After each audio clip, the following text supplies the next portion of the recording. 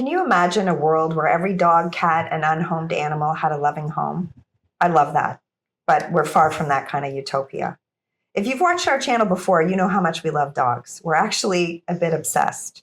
We're passionate believers in adopt, don't shop when it comes to pets because there are so many incredible animals out there just waiting for a second chance at a good life. I've personally adopted 3 rescues, 2 dogs and a cat, and they've all been incredible, amazing, loyal companions, the absolute best. And I'm going to show you some pictures.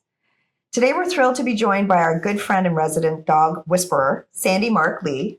Sandy's love for rescue dogs goes far beyond passion. It's her mission.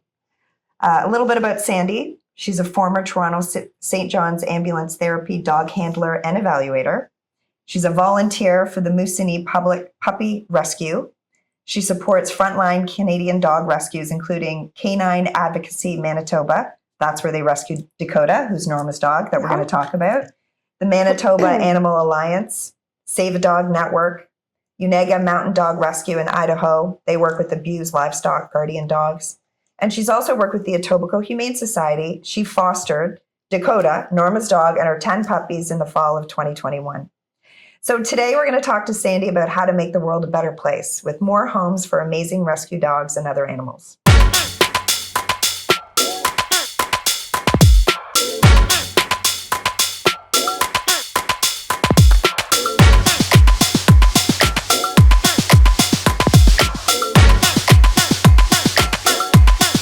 Okay, so let's talk about how we know each other. First, welcome, Sandy, and cheers. Let's enjoy some alcohol-free Welcome, Sandy. We wanted to have you on for a while. Thank you for having me.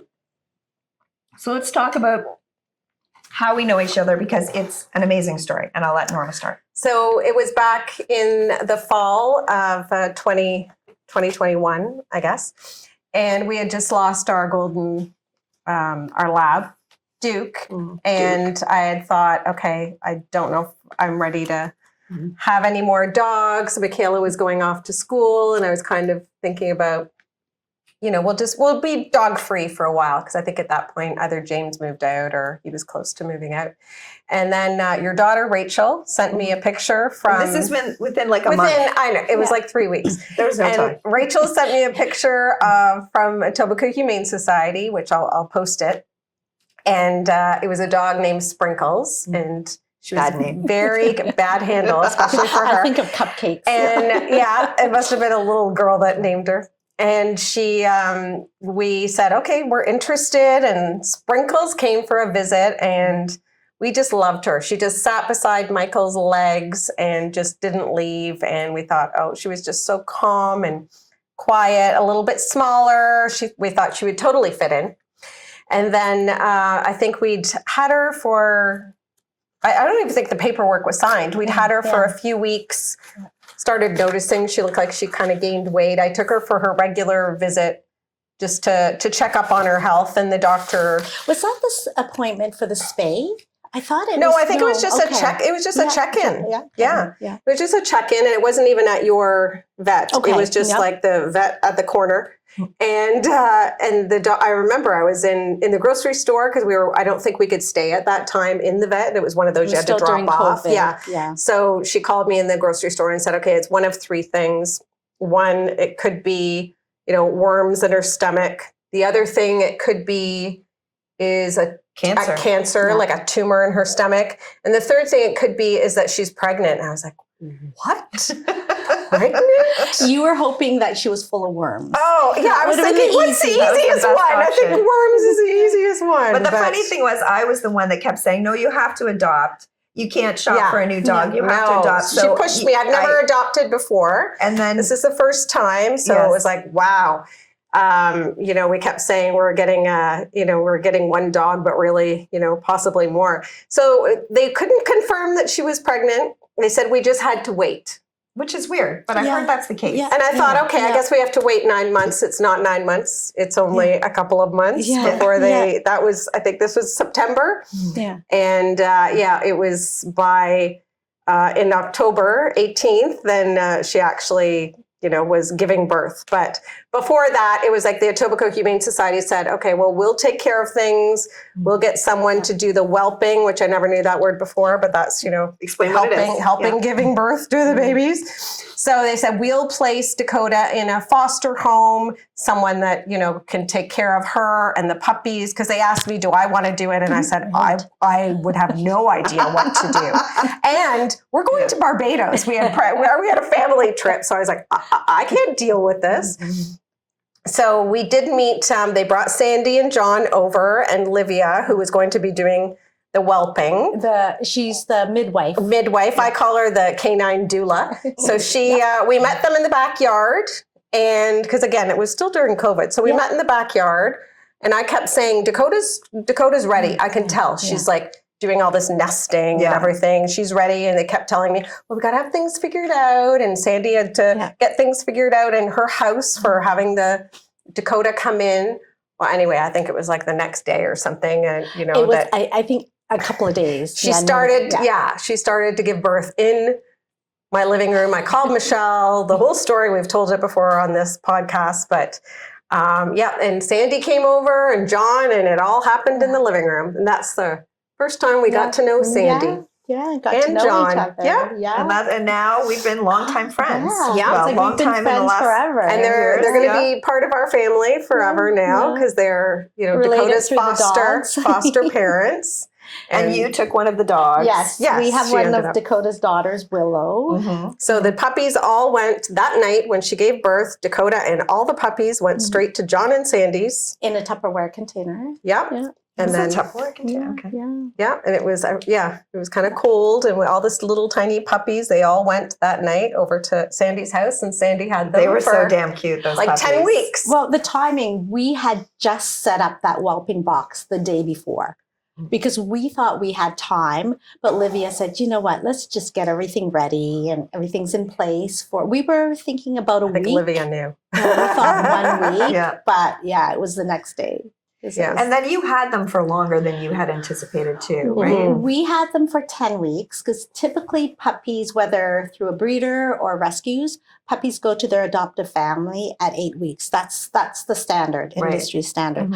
But because at the 8-week mark, it would have taken the puppies just before Christmas, and the Etobicoke Humane Society didn't want the puppies to appear like Christmas presents, even though they did very good screening. They picked very good family. But they wouldn't let us pick up your puppy. The puppy, because we kept a puppy, Sky. They wouldn't let us pick up Sky before Christmas. And we said, she's our puppy.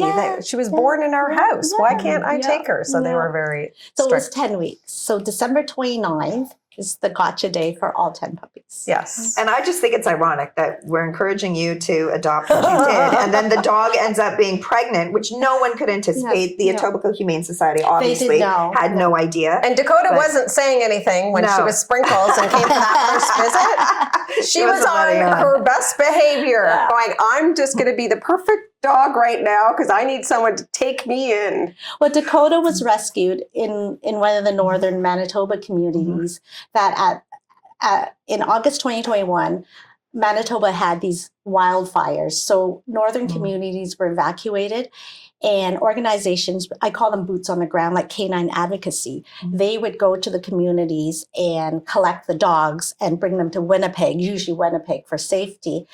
And Dakota was one of these, I call her a fire dog.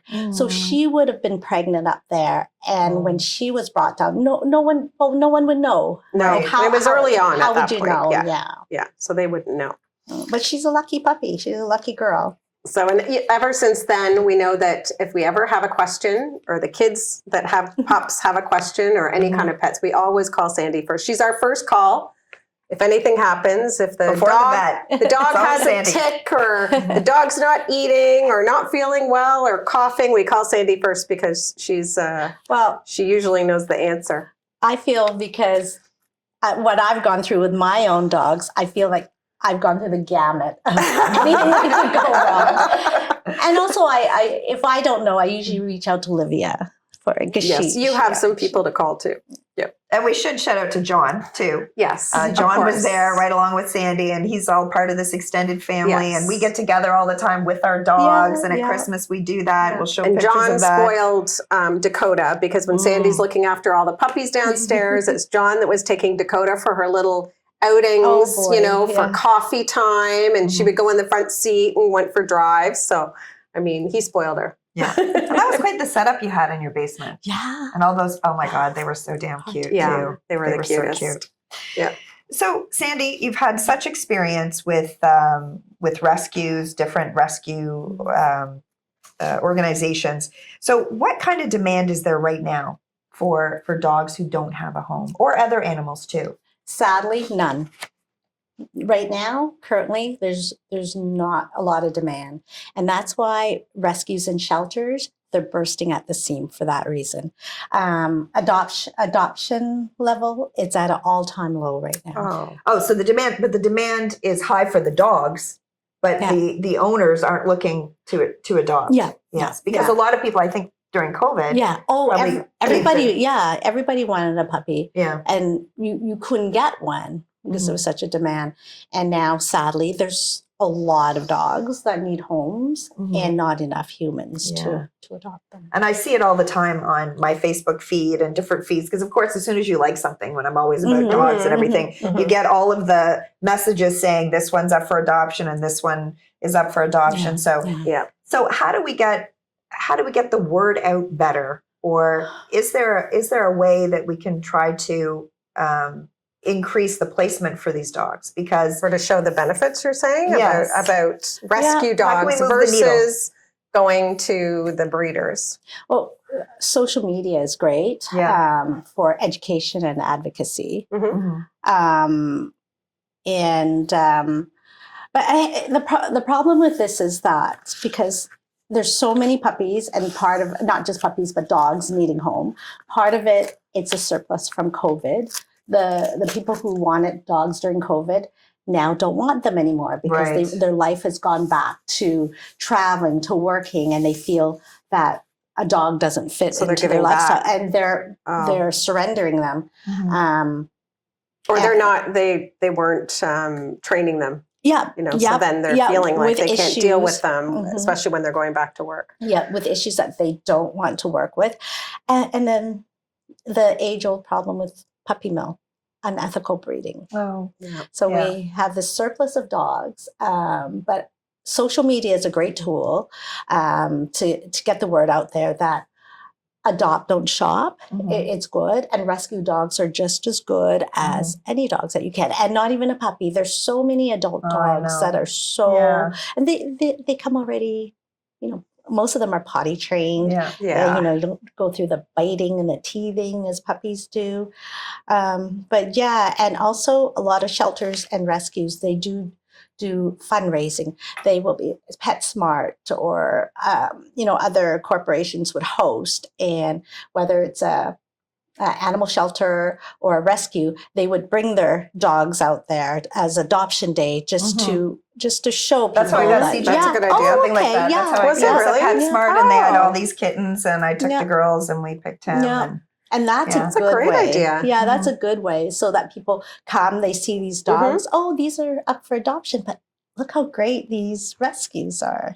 Well, I got my Dusty from the Toronto Humane Society, and he must have been from a puppy mill or something because there were 6 dogs, I Yes, think I 6 of remember. them. They looked exactly the same, all male dogs. Yeah. They were all named after Toronto Maple Leafs. That's which is right. really funny. His name was Auspius something. Optimus Rhymes? Primus, yes, and we changed it to Dusty. But and I wondered why would they have all of those 6 dogs that looked exactly the same? So whether there was abuse or something. Right, And he was 6 months. Yeah. And my God, he was like I've said before. I mean, I love that dog. I'm He's so your hot sad dog. that I don't have him anymore, and I only had him for 10 years. I feel like I was ripped off that way, but he was one of the best dogs. And I think he, like I always said, I think he was, or all the pups, they were probably purebred.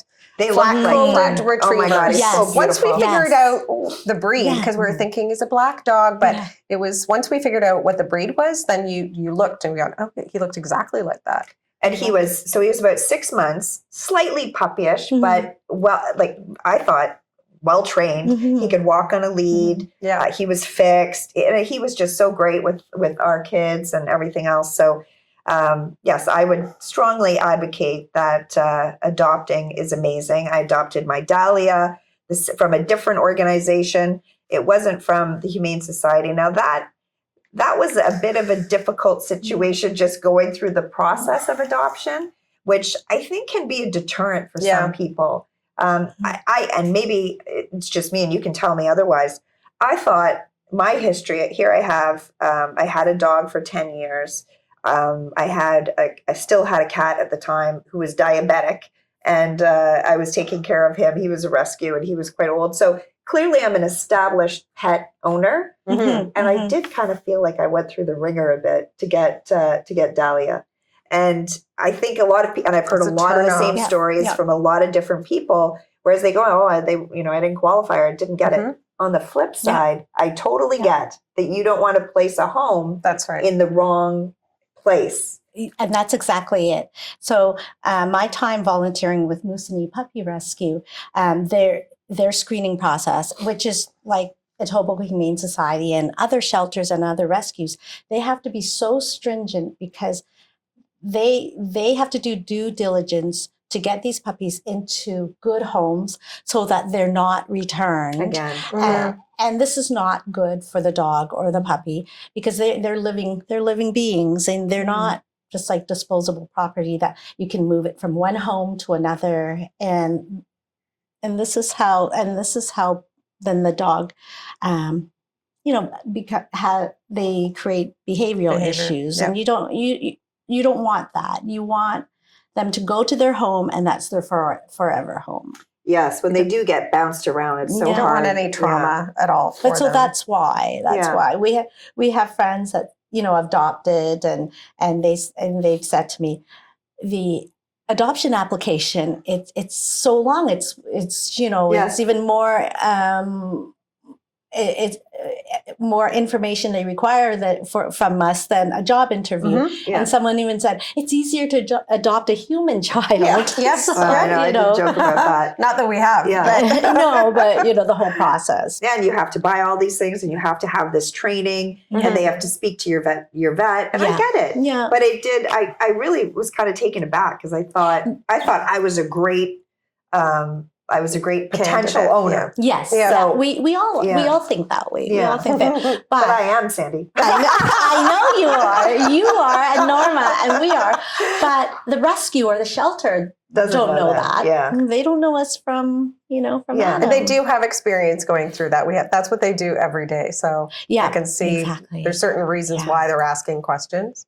And also I remember with Dahlia is not with Dusty. They just kind of gave me Dusty. And I just took him home and never heard from them again. They gave me a big thing of dog food. It was great. That was a much easier process. But I think it was also with Dusty, before I get to Dahlia, he was going to be a big black dog. Okay, and a lot of people don't like the big black dogs. BDS. Yes. Yeah. And I thought he was the most beautiful, amazing dog in the world. And I'm so lucky that I had him. With Dahlia, the one thing they did say when I took her home, they said, this is a 2-week trial. Because I think it was 2 weeks. Same for me. Yes, because things might not work out, and I know with Sprinkles, who became Dakota. She had been in another home before. She was. That's right. She was in I think for a couple of weeks, and then they had small children, and they had said, she wasn't walking properly. And she was grabbing food from the children. And, now that we think back possibly she wasn't walking properly, I think because she was pregnant. So she was a very different dog. And maybe she was starving. But also she came from a northern community. She likely had 0 leash training and may not have even been owned. So her life, her life would have been scavenging. I think she had a free life. Yes. Or I get that impression with her. I don't think it was a bad life. I think it was, she did what she wanted when she wanted to do it. Yeah. So now, ironically, Dahlia came from Bahrain. Yeah. And she was excellent on a leash. Yeah. So I guess she was. Whatever rescue area they had there, and I'm still in touch actually with the woman who runs that rescue in Bahrain on Facebook. And she loves the Dahlia. snow. Dahlia loves it. But she must have done an amazing job ensuring that she was good on the lead. And in fact, Dahlia's just a different dog anyway. She likes being on the leash. She wants to be tethered secure. to me. Yeah. She does. She feels secure when she's on the leash. Yeah. She likes it. Yeah. But every experience is different when you adopt. But it's wonderful. Yes, All dogs are wonderful. I agree. There's I no know bad dogs. we can lean towards certain kinds that we like, but I've been around so many dogs, and I mean, I love them all. Their personalities and how loyal they are, and they're great company. So, I mean, we're all about you guys going out and adopting a dog if you're interested. So with there's so many, they're available. That's what you're saying. They're busting at the seams in different places. So the work that you do with different rescues, what do you find the most rewarding? The most rewarding, obviously, when a dog finds his or her forever home, and when great families have them. Well, like Dakota's puppies, Etobicoke Humane Society did such a good job in screening and picking the right family, because now I look at each family, because we keep in touch. All the puppy parents, and keep in touch. They're like, each puppy has the perfect family. What I find rewarding in general with rescues and shelters is the advocacy and education. When we advocate and educate the need and why there's the need, and when the light bulb goes off in people's head, and then people would say to me, you know what, my next dog I'm going to adopt. I love that. Then we're getting the word out there. We're working on people's minds. We work on all of our friends, when they lose a dog, and it's like, well, think about rescue adoption next time. Yeah, because I mean, there's too many great dogs looking for homes for sure. So the one thing about adopting a dog, and for people who have never done it before, what is your advice to them when they're going down that road? How to find one, how to prepare yourself, how to deal with it? What advice do you have? Well, first, know what your limit is, whether it's a small, medium, or large, whether you rent, you own your own home, what the noise tolerance is in your environment. Good point. Yep. And even your activity. Are you an active family? Are you more laid back? Because certain breeds. Yes. And I always say to people, do not pick the dog on looks or the breed that you think it's cool. Because years ago, when Game of Thrones was popular, everybody wanted German Shepherds, Huskies, or even livestock guardian dogs. But these dogs are working dogs, and they're not for first-time dog owners. So don't go with trends. Yes. Do your research with the type of breeds that suits your lifestyle. Now, in rescues, you're not going to get just purebreds. There are purebreds, but a lot of them are mutts. Right. Are mixed. Mixed. Which I love mutts. And we have mutts. Yes. But look at the dog and speak to the rescue to see what predominant breed, and go by that, and then have the conversation when you see a dog that you like. Have that conversation with the rescue or the shelter, and ask about their disposition, their energy level. Yeah. And also know that when you're going to adopt a dog, know that this is a life. And when you adopt, it's for the rest of that dog's life. Amen. And don't get a dog if you feel that you can't commit to the time. You can't commit to their medical expense, because dogs, just like us and just like kids, do get sick. And don't commit if you can't, if you won't do the training. Yeah. Training, especially with the rescue training, is a big deal. All dogs. Yes. And it may be throughout their whole life. Yeah. It's funny you mentioned Game of Thrones and dogs, because I remember hearing the same thing about 101 Dalmatians. After that movie, everybody wanted a Dalmatian. Yeah. And then they got Dalmatians and they realized they're high strung. They can have behavioral issues. So much energy. They have so much energy. And I know this because my oldest daughter, Paige, has a Dalmatian, which we're going to show you a picture of, this gorgeous Brooks that we have. And he is hyper, but he's the sweetest dog. And he was a rescue kind of, I'm going to say hybrid, because he was purebred, but then he needed a home and he was rehomed.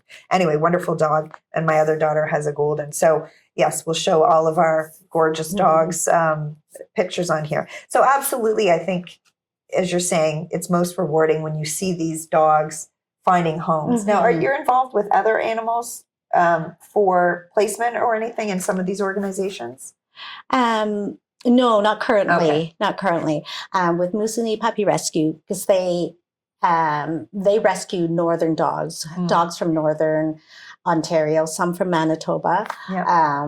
So I had a little bit of experience with the placements of dogs with that organization, and then with the Etobicoke Humane Society, it's the fostering. That's my Right. experience with them. And so the funny, you're talking about the ones that are out west. So are they all kind of medium to large size dogs? Like, are there any small dogs that you find in these rescues out there too? Oh, no, definitely. There are specific rescues, and especially lots in Toronto in the GTA. That's specifically for smaller dogs. Right. Maddie's Place, for one. And speaking of dogs, they do have a lot of dogs that come in that are the smaller ones. Right. And primarily, I believe those dogs are the puppy mill rejects, sad to say. So they will come in and they will rescue from the puppy mills that are, no longer breeding, or, the rejects, surplus. It's sad to say. So sad. But, that's what they do. So someday, John and I would like a smaller dog. And we know that there are rescues that do have the smaller dogs. I just see you and John on a big farm So with do I. about 500 dogs. We Yes. go up and visit. Like Asher House. Yeah, That's exactly. exactly what Yes. I see you guys I don't, doing. yeah, if you guys don't follow him, you should. He's quite an interesting guy. And I don't know, how many dogs does he have? I think about 500, doesn't he? Or at least I don't know. 100. Yeah. And he's got a yes. huge house. And I mean, he's got all Big kinds of people property. working there to do the feeding and all of that kind of stuff. And he takes dogs that are older, and he'll, just have them live out the rest of their life in a wonderful way. And it's, I cry when I watch some of his stuff. I know, so do I. Yeah. But in a beautiful way. Yeah. It's just beautiful. And in the first few weeks of rescuing a dog, what kinds of things should you warn or mention to people who are considering that? That's a very good question, because a lot of first-time adopters don't realize it takes 3 months for a dog to decompress. So when you bring this new dog home, don't expect it to just assimilate and just continue on with your family, your lifestyle, like he or she's always been there. It takes 3 months just to decompress, and it takes time. You may have a dog that's still shut down, or maybe some slight aggression because it's in a new environment. Patience. So that my advice is be patient, give it the time. Yes. Because the dog's real personality will come out after that 3 months. As long as you're patient, you're giving it structure, boundary, and just They say don't introduce it to a whole bunch of new people all the time. Yeah, Like just first try enough, and just keep it as the core group of people, so that they can bond with you. I know they said that about Dahlia, so I that know. they could bond. So And I was always anxious to introduce her to everyone, but I did.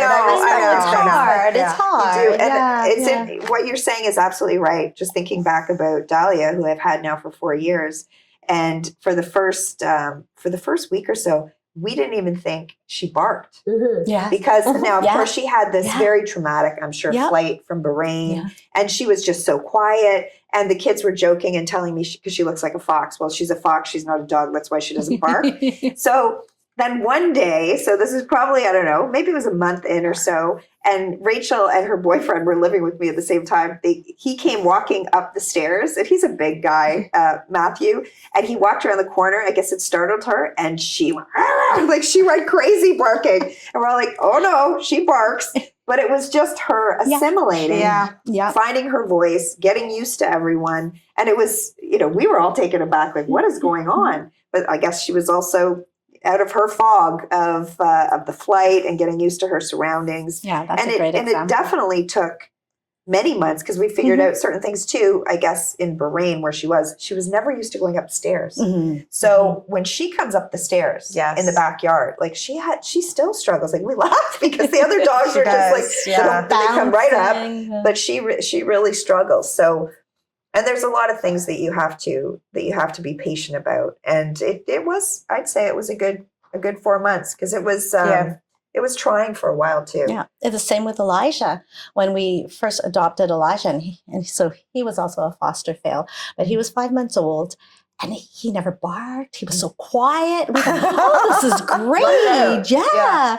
But no, it took longer. It took about half a year, closer to when he was almost a year old. Oh boy, did the barking come out. So keep in mind, Elijah was a livestock guardian dog. He was a quarter Great Pyrenees, a quarter Anatolian Shepherd, and a quarter Marama sheepdog.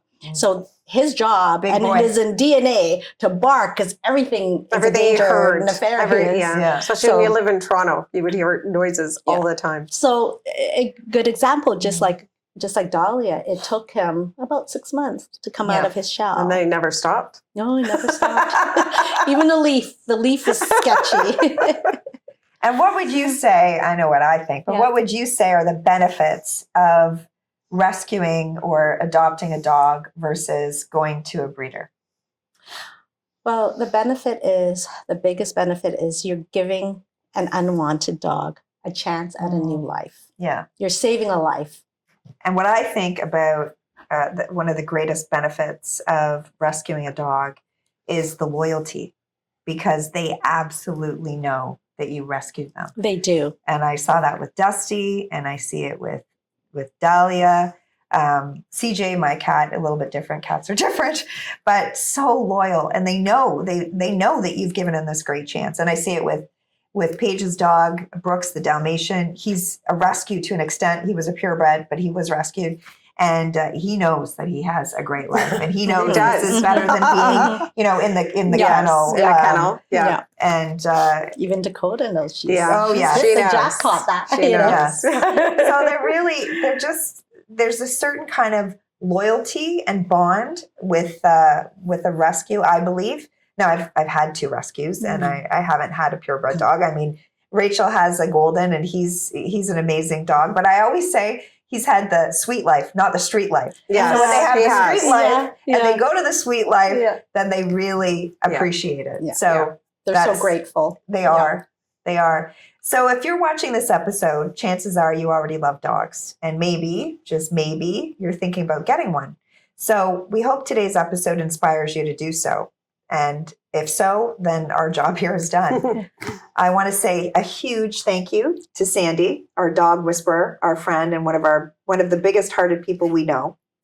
And we're going to include some links below in the description with more information about where to adopt, which rescue groups to follow, and Sandy's recommended top tips for rescue adopters.